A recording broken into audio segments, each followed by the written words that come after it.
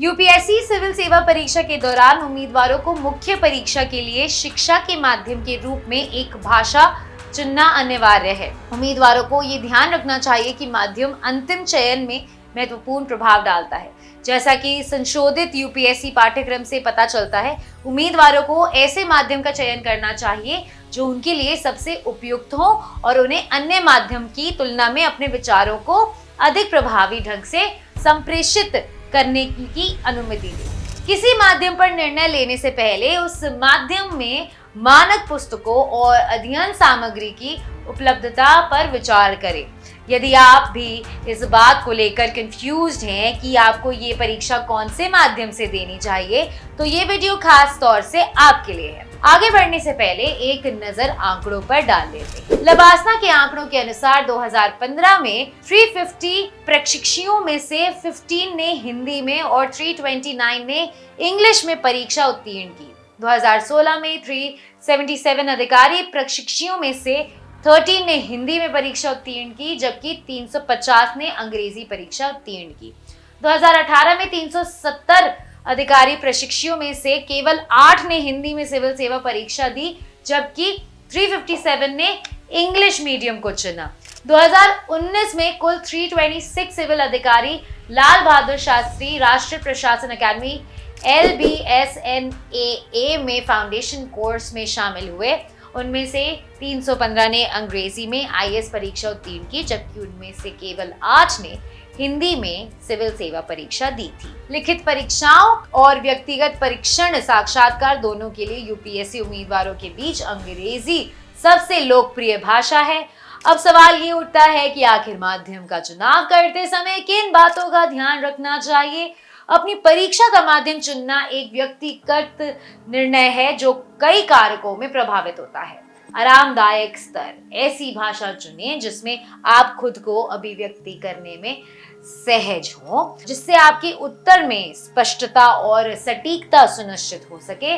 अध्ययन सामग्री की उपलब्धता, अपनी पसंदीदा भाषा में गुणवत्तापूर्ण अध्ययन सामग्री, कोचिंग संसाधनों और पिछले वर्ष के प्रश्न पत्रों की उपलब्धता का आकलन करें। वैकल्पिक विषय, यदि आपके चुने हुए वैकल्पिक विषय में किसी विशिष्ट भाषा में सीमित संसाधन है, तो अपनी तैयारी पर संभावित प्रभाव पर विचार करें। करियर आकांक्षाएं, हालांकि अधिकांश सेवाओं में कई भाषा बाधा नहीं होती है। कुछ विशिष्ट भूमिकाओं के लिए हिंदी या अन्य क्षेत्रीय भाषाओं की दक्षता की आवश्यकता हो सकती है।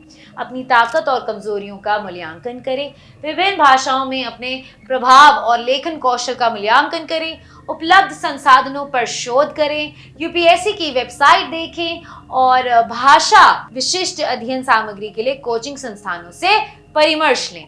अपने वैकल्पिक विषय पर विचार करें। अपनी चुनी गई भाषा और वैकल्पिक विषय संसाधनों के बीच अनुकूलता सुनिश्चित करें। उत्तर लिखने का अभ्यास करें। अपने सहज स्तर का आकलन करने के लिए मॉक टेस्ट का प्रयास करें और अपनी चुनी हुई भाषा में उत्तर लिखने का प्रैक्टिस करें। रिटन एग्जाम्स के अलावा आपको इंटरव्यू के लिए भी अपनी क्षमता और सुज्ञता का आधार पर ही भाषा चुननी चाहिए। यूपीएससी पैनल के साथ साक्षात्कार के दौरान उम्मीदवारों के पास अंग्रेजी, हिंदी या किसी अन्य क्षेत्रीय भाषा का चयन करने का विकल्प होता है।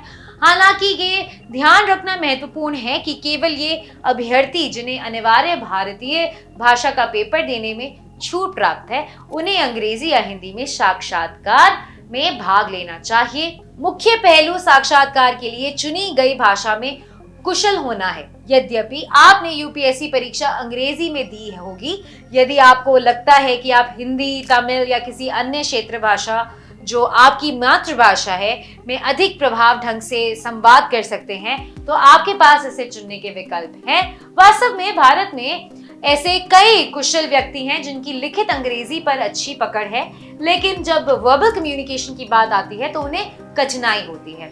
इन्हीं अभ्यर्थियों के हित के लिए यूपीएससी ने ये बदलाव लागू किए हैं। अपनी परीक्षा के माध्यम को चुनना एक रणनीतिक निर्णय है जो आपकी यूपीएससी तैयारी पर महत्वपूर्ण प्रभाव डाल सकता है। ऊपर उल्लिखित कारकों पर सावधानी पूर्वक विचार करके और अपनी पसंद की अपनी शक्तियों और आकांक्षाओं के साथ जोड़कर आप अपनी यूपीएससी सपने की दिशा में एक सहज और एक सफल यात्रा सुनिश्चित कर सकते हैं। तो अगर आपको हमारा वीडियो पसंद आया है, इसे अपने दोस्तों के साथ जरूर शेयर करें और अगर आपके पास हमारे लिए कोई भी सवाल है तो उसे कमेंट सेक्शन में लिखकर हमें जरूर बताएं।